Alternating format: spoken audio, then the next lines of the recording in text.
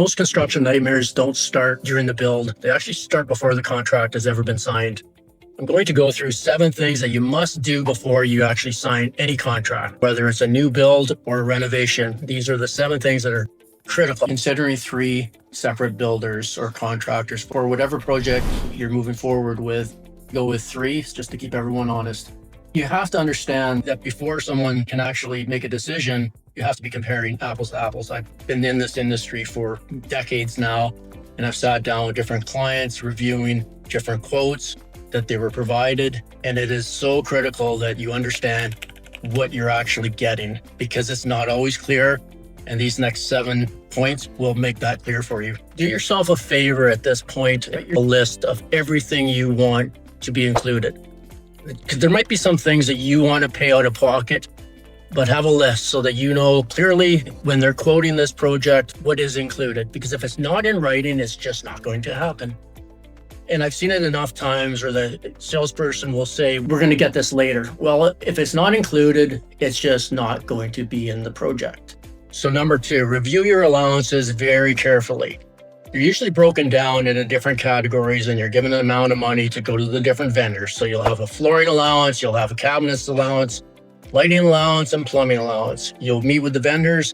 That's going to decide whether you're over budget or under budget. Make a list, get yourself a spreadsheet, go visit the vendors before you actually sign the contract so you know exactly what these allowance is going to get you ahead of time. That's the biggest step I can tell you to do. Number 3, research the builder's real reputation. If you're looking at the Google reviews, those can reflect, friends and family is trying to help them out. Maybe they've had some bad reviews in the past, so they're trying to bump up the review number. Meet with clients that have built in the past, the ones that are under construction currently. Talk to the different vendors, the different contractors that are working on the project. Find out if they've been paid. That's probably one of the most important ones. Contractor that's working on your house that hasn't been paid, has been stretched out for 60, 90 days, 180 days, that's going to cause you problems, because a healthy trade is going to reflect in your project. You don't want them stretched out because they're going to your site.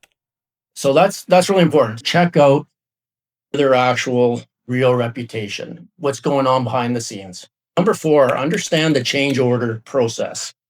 Hopefully you don't have a whole lot of change orders during your build. Hopefully you've nailed everything you want and everything that's going to be included at a time. You've done a really good examination of your drawings. So, because change orders can add up fast. You got to realize from a builder's perspective, one change here there's layers in construction, and one change here can reflect all the way down. And make sure you review the change order process. What does that look like? And number 5, understand the walkthrough stages. When they are expecting you to be available for the walkthrough. And there's stages that you have to be there. When you're actually doing the stakeout, I always say be there for that, especially if you're doing acreage, the orientation of your house to the lot. I've seen mistakes done on that several times. So be out there, make sure they reflect your site plan, and hopefully you have a site plan. At the same time, when the foundation is going in, make sure you have the right height for your driveway and not going to the house. From load, you want to make sure it's not too high or too low. That's really important. So look, I'm going to do a framing walkthrough. That's extremely important. Make sure the windows are in place properly where the drawings show. Make sure the size of the windows look relatively close. If you bring a tape measure, even better. Make sure all those things look correct. And then you're going to do the electrical walkthrough. That's hugely important. Make sure you're walking around as you're doing the walkthrough. Make sure the switches are where you want them. You have enough outlets. Very difficult to do after the fact, once the drywall's in. And then you're going to do, which I always say is probably one of the most important, and that's the pre-drywall walkthrough.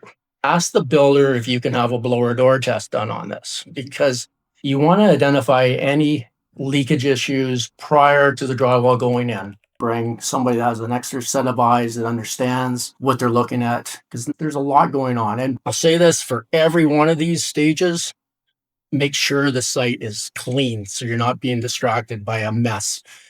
There's nothing more distracting than trying to stumble through a bunch of crap laying around in the site.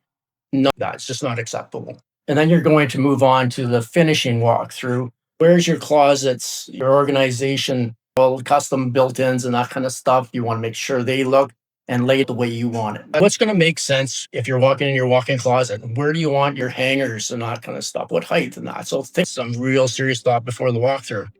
And then you're going to do your possession. Don't be rushed. Take your camera, document everything.